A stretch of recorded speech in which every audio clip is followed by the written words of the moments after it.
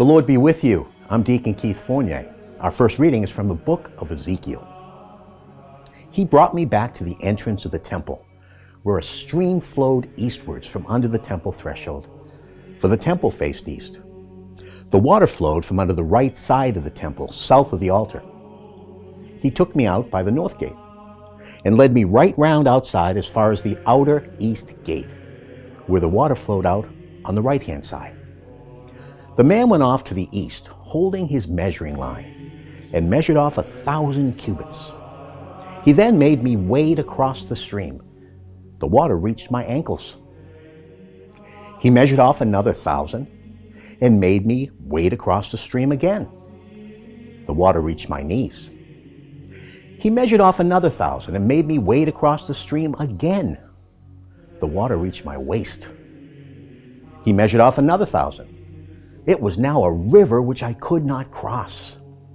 The stream had swollen and was now deep water, a river impossible to cross. And then he said to me, "Do you see, Son of Man?" He then took me and brought me back to the bank on the river. Now when I reached it, I saw an enormous number of trees on each bank of the river. And he said, "This water flows east down to the Arabah and to the sea. And flowing into the sea, it makes its waters wholesome. Wherever the river flows, all living creatures teeming in it will live. Fish will be very plentiful. For wherever the water goes, it brings health, and life teems wherever the river flows. Along the river on either bank will grow every kind of fruit tree, with leaves that never wither and fruit that never fails. They will bear new fruit every month, because this water comes from the sanctuary, and their fruit will be good to eat, and the leaves medicinal." And our psalm is from Psalm 46. "So we shall not be afraid, though the earth be in turmoil, though mountains tumble into the depths of the sea, and its waters roar and seethe, and the mountains totter as it heaves.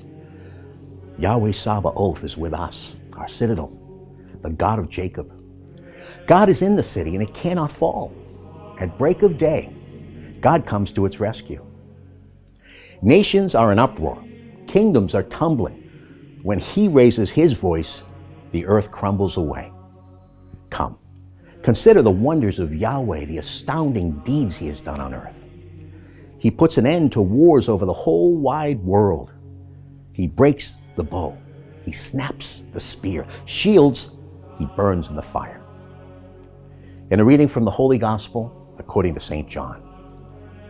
After this, there was a Jewish festival, and Jesus went up to Jerusalem.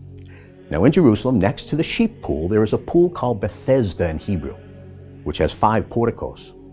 And under these were crowds of sick people, blind, lame, paralyzed.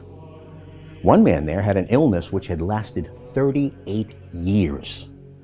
And when Jesus saw him lying there and knew he had been in that condition for a long time, he said, "Do you want to be well again?" "Sir," replied the sick man, "I have no one to put me into the pool when the water is disturbed. And while I'm still on the way, someone else gets down there before me." Jesus said, "Get up, pick up your sleeping mat, and walk around." The man was cured at once, and he picked up his mat and started to walk around. Now that day happened to be the Sabbath. So the Jews said to the man who had been cured, "It is the Sabbath. You are not allowed to carry your sleeping mat."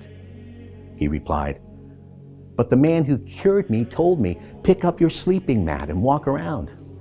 They asked, "Who is the man who said to you, 'Pick up your sleeping mat and walk around'?" The man had no idea who it was, since Jesus had disappeared, as the place was crowded. After a while, Jesus met him in the temple and said, "Now you are well again. Do not sin any more, or something worse may happen to you." The man went back and told the Jews that it was Jesus who had cured him. It was because he did things like this on the Sabbath that the Jews began to harass Jesus.